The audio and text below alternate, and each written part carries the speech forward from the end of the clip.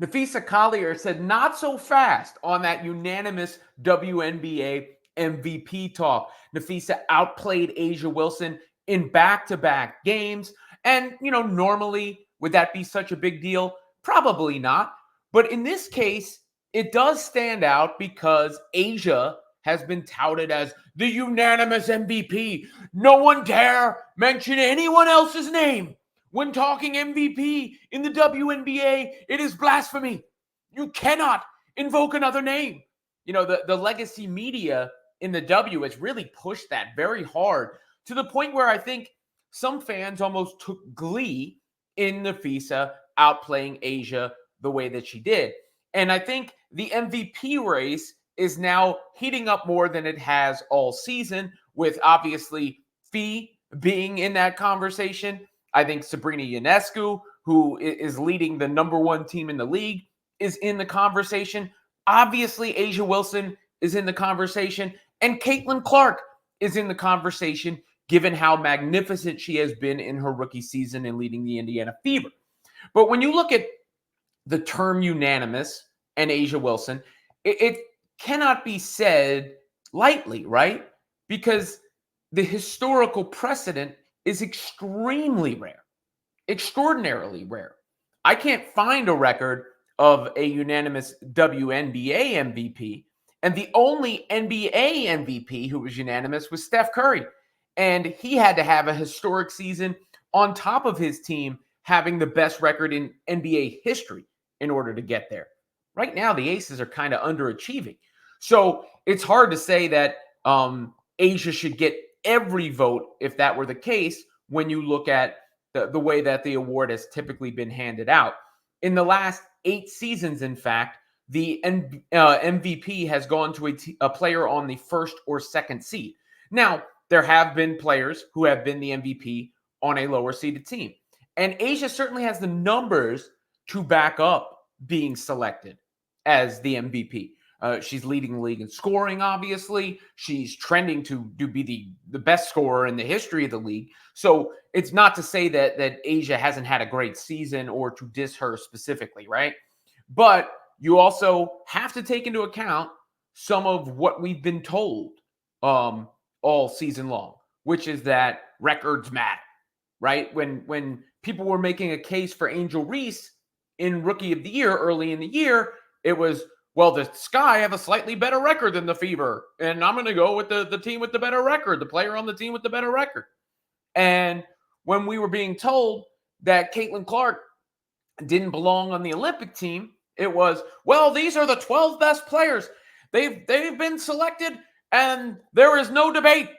You cannot possibly say that these are not the 12 best players on merit. Well, if you believe that, 3 of those players plus A'ja are on the Aces. That's 1/3 of the Olympic team. 1/3 of Team USA, the best team assembled and all that. So, again, is it Uchi Wally or is it one Mike? Which one is it?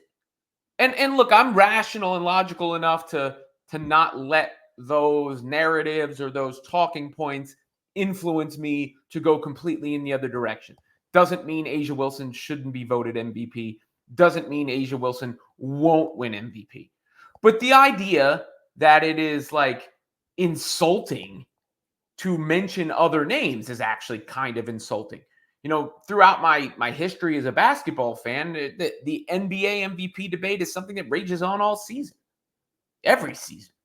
And it's fun. It's part of the nature of sport and discussing it. It shows you that the league has made it in a sense that other players, and not just Clark, right? Like other players like Napheesa are drawing that sort of attention and that sort of debate. And if you look at the odds, A'ja remains the heavy favorite. So I'm not going to, jump off the boat completely here and get wild and say that she's got no chance to win or anything. But when the, unanimous means something, that word means something. It doesn't mean obvious. It doesn't mean clear. It doesn't mean guaranteed. It means you receive every single vote. And at this point, I think it is looking less and less likely that A'ja Wilson receives every single vote for MVP because there are other candidates emerging. Napheesa is averaging 20 and 10. She missed a couple games due to injury, but she's still averaging 20 and 10 on good percentages while leading the league in defensive win shares on a team that is battling, has a good hold on a top 3 seed and is battling for that second spot right now. And defensive win shares is, a lot of advanced metrics like that are flawed, but it's still an indicator that she's been very good on defense. Sabrina Ionescu, the problem for her is she is on the same team as Breanna Stewart, obviously. And Breanna Stewart is the reigning MVP.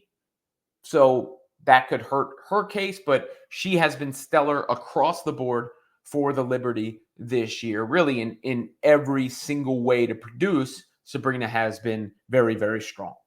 And then there's Caitlin Clark, who, I'm not going to, people I think go out of their way to discredit what she's doing. Leads all guards in rebounds, leads all guards in blocks, leads all players in assists, leads all players in points created, has points and assist totals that have never been reached before.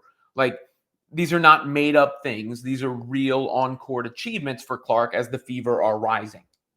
And so I think with about a third of the season left, there's room to continue to have this conversation, especially with the Lynx playing the Fever. The Lynx just played the Aces back-to-back. Part of the reason that stood out is because head-to-head, Napheesa got the best of Asia. And that's going to lead to people pointing out, Wilson and the Aces record against sub 500 teams versus above 500 teams and the semantics that you tend to get into when you're having an MVP debate. Now, Clark goes head-to-head with Napheesa. Not quite as head-to-head because different, positions, but nonetheless, their teams play one another. And Clark and the Fever still got 2 games with the Aces left. So I think a lot of that could determine where people's votes go. Even if there are plenty who can't be swayed. Even if Asia still winds up winning the award at the end of the season. But at least the door has been cracked open for the conversation. And I think it helped that it was Napheesa that did it, because then it, can't be positioned like, oh, it's just the Clark fans pushing Caitlin Clark. No, I think WNBA and basketball fans are pushing for a debate because, look, it's fun. It's fun talking MVP. It's not insulting to anyone to say that other players are good.